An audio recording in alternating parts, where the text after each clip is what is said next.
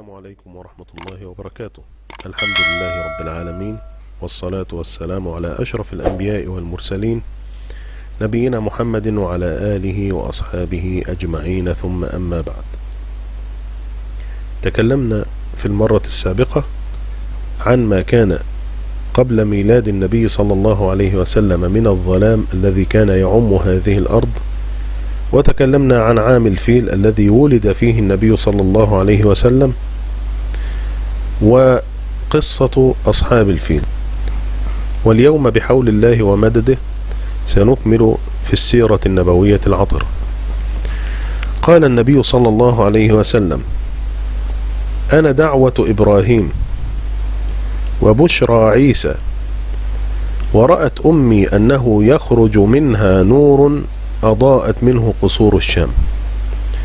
فالنبي صلى الله عليه وسلم هو دعوة إبراهيم حينما دعا: ربنا وابعث فيهم رسولا منهم يتلو عليهم آياتك ويعلمهم الكتاب والحكمة ويزكيهم إنك أنت العزيز الحكيم. وهو بشرى عيسى صلى الله عليه وسلم. قال سبحانه وتعالى: ومبشرا برسول يأتي من بعد اسمه أحمد. ورأت أمي كأن نورا خرج منها أضاءت منه قصور الشام.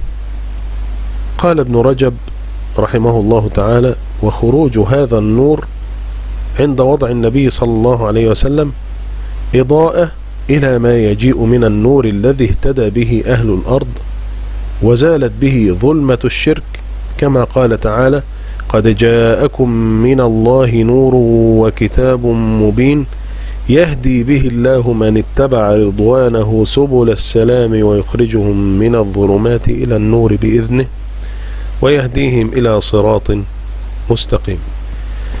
وقد رويت الكثير من الإرهاصات والمقدمات التي حدثت أو وقعت عند ميلاد النبي صلى الله عليه وسلم، فقالوا: سقطت 14 شرفة من إيوان كسرى، وقالوا: خمدت النار التي يعبدها المجوس، وقالوا: انهدمت الكنائس حول بحيرة ساوة. طبعا الكلام دوت ليس له أساس من الصحة وليس له إسناد صحيح. وقالوا أنه صلى الله عليه وسلم ولد مختونا ومسرورا، أي مقطوع الحبل السري، وهذا الكلام أيضا ليس هناك دليل صحيح عليه ولم يثبت بأي إسناد صحيح. فمكانة النبي صلى الله عليه وسلم عالية مرتفعة، لا تحتاج إلى مثل هذه الروايات الواهية لكي نعظم من النبي صلى الله عليه وسلم. هو النبي صلى الله عليه وسلم عندنا سيد ولد آدم صلى الله عليه وسلم، فمش محتاج ان احنا نجيب روايات ونخترع روايات او نأتي بروايات مخترعة عشان ندلل على عظمة النبي صلى الله عليه وسلم وعلى قدره. هو مش محتاج للكلام ده صلى الله عليه وسلم. وسمي النبي صلى الله عليه وسلم محمد لما سمع جده عبد المطلب بميلاده استبشر فرحا وسماه محمد صلى الله عليه وسلم. ولم يكن هذا الاسم مألوفا عند العرب، فلما سألوا جده عن هذا الاسم فأجاب: أردت أن يحمده الله في السماء وأن يحمده الخلق في الأرض.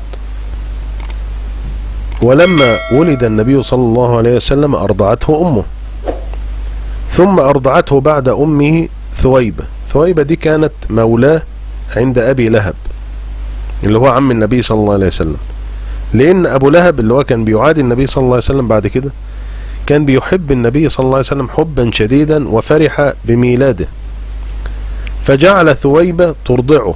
أرضعته بلبن ابن لها يقال له مسروح.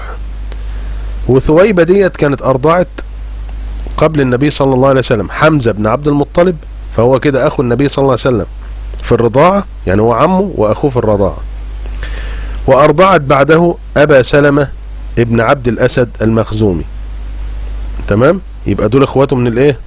من الرضاعة من ثويبة. وكانت العادة عند القرشيين ان هم بيلتمسوا المراضع من العرب اللي هم البعيدين عن الحواضر عشان اجسامهم تقوى ويتقنوا اللسان العربي، لان طبعا ايه مكة كان بيأتيها الناس من كل مكان، فعشان لسانهم ما يتغيرش بالتغيرات بتاعت الناس اللي بتأتي من الخارج، فكانوا بيبعدوهم عشان يتعلموا اللسان العربي في مهدهم. فالتمس عبد المطلب لرسول الله صلى الله عليه وسلم المراضع، واسترضع له امرأة من بني سعد بن بكر، وهي حليمة بنت أبي ذؤيب السعدية، وزوجها اللي هو الحارث ابن عبد العزة المكنى بأبي كبشة، وهو من نفس القبيلة. واحنا قلنا ان النبي صلى الله عليه وسلم كان ليه 2 اخوات في الرضاعة، اللي هو حمزة بن عبد المطلب وابو سلمة، ده من ثويبة اللي هي مولاة ابي لهب، واخواته من حليمة السعدية عبد الله بن الحارث وانيسة بنت الحارث وحذافة او جذامة بنت الحارث اللي هي اطلق عليها او غلب عليها اسم الشيماء. وكذلك حليمة السعدية ارضعت حمزة بن عبد المطلب، يبقى كده حمزة بن عبد المطلب اخو النبي صلى الله عليه وسلم في الرضاعة من جهتين، من جهة ثويبة ومن جهة حليمة السعدية. طيب في قصة مذكورة عن البركة التي رأتها حليمة السعدية منذ أن أخذت النبي صلى الله عليه وسلم. قال ابن إسحاق: كانت حليمة تحدث أنها خرجت من بلدها مع زوجها وابن لها صغير ترضعه. خرجت حليمة السعدية من بلدها هي وزوجها وابن صغير في وسط نسوة من بني سعد بن بكر عشان تلتمس الرضعاء من مكة. قالت حليمة: وذلك في سنة شهباء، سنة لا خضرة فيها ولا مطر، لم تبق لنا شيئا. قالت: فخرجت على أتان لي قمراء، يعني حمار أبيض اللي هو أنثى حمار يعني، ومعنا شارف، الشارف اللي هو الناقة المسنة، والله ما تبض بقطرة، ما فيهاش أي نقطة حليب، وما ننام ليلنا أجمع من صبينا الذي معنا. من كتر الجوع الولد عمال بيعيط، مش عارفين يناموا بسببه. وما في ثدي ما يغني، يعني هي ما فيش في ثديها لبن، وما في شارفنا ما يغذيه، والشارف اللي هو الناقة ما فيهاش نقطة لبن. وكنا نرجو الغيث والفرج، يعني بيستنوا الفرج من الله سبحانه وتعالى. فخرجت على أتاني تلك فلقد أذمت بالركب، كانت بطيئة جدا، والناس كانوا متضايقين من كتر حركتها البطيئة ومش عارفين يمشوا ويسيبوها، حتى شق ذلك عليهم ضعفا وجوعا، حتى قدمنا مكة نلتمس الرضعاء، فما منا امرأة إلا وقد عرض عليها رسول الله صلى الله عليه وسلم فتأبى. كل الستات اتعرض عليهم النبي صلى الله عليه وسلم بيرفضوا أول ما يعرفوا أنه يتيم. وذلك أن كنا نرجو المعروف من أبي الصبي، أبو الصبي هم مستنيين منه اللي هو يعطيهم المال. طب ده يتيم، وما عسى أن تصنع أمه وجده، أكيد على قد حالهم مش هيقدروا أن هم يعطونا ما يكفينا من المال.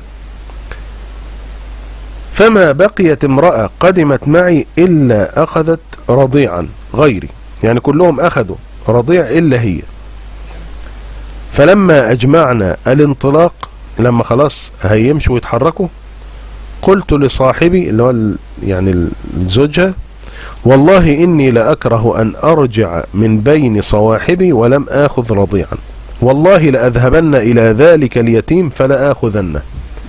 أنا هروح لليتيم هاخده، مش هينفع أن أنا أرجع من غير رضيع. فقال لها: لا عليك ألا تفعلي، عسى الله أن يجعل لنا فيه البركة، لعل ربنا سبحانه وتعالى يجعله سبب خير وبركة علينا، فما فيش مشكلة لما ناخده. قالت: فذهبت إليه وأخذته، وما حملني على أخذه إلا أني لم أجد غيره. قالت فلما أخذته رجعت به إلى رحلي، فلما وضعته في حجري أقبل عليه ثدياي بما شاء من لبن فشرب حتى روي. سبحان الله، أرضعته إلى أن شبع صلى الله عليه وسلم، وشرب معه أخوه حتى روي، ثم نام، وما كنا ننام معه قبل ذلك. الولد ما كانش بينام لأنه جعان اليوم ده، سبحان الله، شبع ونام. وقام زوجي إلى شارفنا تلك، راح للناقة اللي هي العجوزة اللي ما فيهاش نقطة لبن، فإذا هي حافل يعني ممتلئة، ضرعها ممتلئ لبن، فحلب منها ما شرب وشربت معه حتى انتهينا ريا وشبعا، يعني خلاص شربنا لما بقينا ايه مش قادرين. فبتنا بخير ليلة.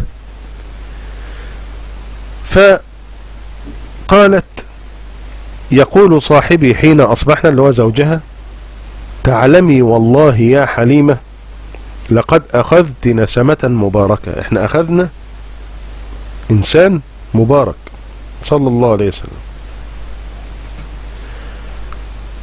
فقلت والله إني لأرجو ذلك. قالت ثم خرجنا وركبت أنا أتاني وحملته عليها معي، يعني ركبت على الحمار أو أنثى الحمار، وحملت النبي صلى الله عليه وسلم معها على أنثى الحمار. قال فوالله لقطعت بالركب ما لا يقدر عليه شيء من حمورهم. الحمار بقى سبحان الله ايه اللي ما كانش قادر يمشي بقى سريع، وبقى حاجة يعني ايه فيش ولا حمار من اللي معاهم قادر يلحقها. حتى إن صواحبي ليقولن لي يا ابنة أبي ذؤيب ويحك أربعي علينا، بالراحة علينا واحدة واحدة، أليست هذه أتانك التي كنت خرجت عليها؟ مش هو ده الحمار البطيء اللي انت خرجت عليه؟ فأقول لهن بلى والله إنها لهي. فيقولن والله إن لها شأنا، حاجة غريبة. ثم قدمنا منازلنا من بلاد بني سعد، وما أعلم أرضا من أرض الله أجذب منها، أرض ما فيهاش لا زرع ولا أي حاجة. فكانت غنمي تروح على حين قدمنا به معنا شباعا لبنا. تروح ليه ترجع يعني. النبي صلى الله عليه وسلم يقول ايه: لو أنكم تتوكلون على الله حق توكله لرزقكم كما يرزق الطير تغدو خماصا وتروح، يعني ترجع بطانا. فالغنم كانت بترجع يعني تلف وبعدين ترجع آخر النهار شباعا شبعانين لبنا، فنحلب ونشرب، وما يحلب إنسان قطرة لبن. مفيش ولا حد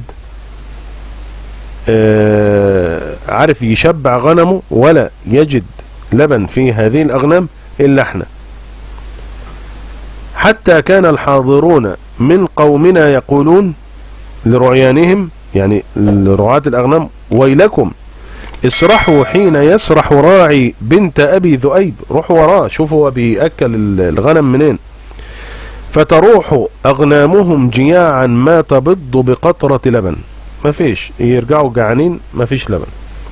وتروح غنمي شباعا لبنا، فلم نزل نتعرف من الله الزيادة والخير حتى مضت سنتاه وفصلته، لغاية ما أتم الرضاع السنتين وفطم النبي صلى الله عليه وسلم.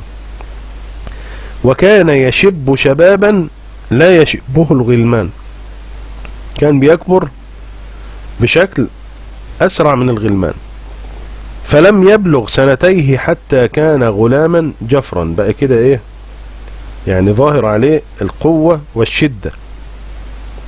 فقدمنا به على أمه، رجعوا لأمه أم النبي صلى الله عليه وسلم، ونحن أحرص على مكثه فينا، احنا مش عايزين نوديه، احنا عايزينه يقعد ايه فينا، بسبب ما كانوا يرون من بركة النبي صلى الله عليه وسلم. قالت فكلمنا أمه وقلت لها: لو تركت ابني عندي حتى يغلظ، يعني لو سبتيه لغاية ما يكبر، فإني أخشى عليه وباء مكة، أنا خايف عليه من الأوبئة المنتشرة في مكة. قالت فلم نزل بها حتى ردته معنا. قعدت تكلمها وتتحايل عليها لغاية اما ايه راحت مرجعة معها. وهكذا رجع النبي صلى الله عليه وسلم إلى بني سعد بن بكر. وفي السنة الرابعة من مولد النبي صلى الله عليه وسلم وقع حادث غريب، وهو حادث شق صدر النبي صلى الله عليه وسلم. عن أنس بن مالك رضي الله عنه أن رسول الله صلى الله عليه وسلم أتاه جبريل وهو يلعب مع الغلمان، فأخذه فصرعه فشق عن قلبه، فاستخرج القلب فاستخرج منه علقة، فقال: هذا حظ الشيطان منك. يعني أخرج قلبه وطلع منه علقة سوداء وقال: هذا حظ الشيطان منك. ثم غسله في طست من ذهب بماء زمزم، ثم لأمه، أي جمع القلب مرة أخرى وأعاده في مكانه. فالغلمان اللي كانوا بيلعبوا مع النبي صلى الله عليه وسلم أسرعوا إلى أمه اللي هي ظئره اللي هي حليمة السعدية، فقالوا: إن محمدا قد قتل، إن محمدا قد قتل، لأنه تلاقوه مصروع على الأرض. فذهبت حليمة السعدية فوجدته منتقع اللون، وشه مصفر كده ومتغير لونه، فخشيت عليه ثم ردته إلى أمه. طيب، الله سبحانه وتعالى أبقى هذه الحادثة أو أبقى دليلا على هذه الحادثة ليدلل على صدقها. قال أنس بن مالك رضي الله عنه: ولقد كنت أرى أثر ذلك المخيط في صدره صلى الله عليه وسلم. أنس بن مالك كان بيخدم النبي صلى الله عليه وسلم 10 سنين، فشاف أثر خياطة في صدر النبي صلى الله عليه وسلم ليدلل على هذه الحادثة. الله سبحانه وتعالى أبقاها دليلا على هذه الحادثة. فخشيت عليه حليمة السعدية بعد هذه الوقعة حتى ردته إلى أمه، فكان عند أمه إلى أن بلغ 6 سنين. فآمنة أمه رأت إن هي وفاء لذكرى زوجها أنها لابد أن تزور قبره بيثرب، فخرجت من مكة تقطع رحلة تبلغ 500 كيلومتر عشان تزور قبر زوجها عبد الله، ومعها ولدها اليتيم محمد صلى الله عليه وسلم، وخادمتها أم أيمن، وقيمها عبد المطلب اللي هو جد النبي صلى الله عليه وسلم. فمكثت شهرا، قعدت شهر في يثرب اللي هي المدينة المنورة، ثم قفلت رجعت، وبينما هي راجعة إذ لحقها المرض، مرضت في أوائل الطريق في بداية الطريق، ثم اشتد المرض حتى ماتت بالأبواء بين مكة والمدينة. وعاد النبي صلى الله عليه وسلم بعد أن فقد أمه التي كانت تحنو عليه، وانتقل إلى جده عبد المطلب. ما الذي حدث حينما انتقل النبي صلى الله عليه وسلم إلى جده؟ هذا ما سنتعرف عليه في اللقاء القادم إن شاء الله، والسلام عليكم ورحمة الله وبركاته.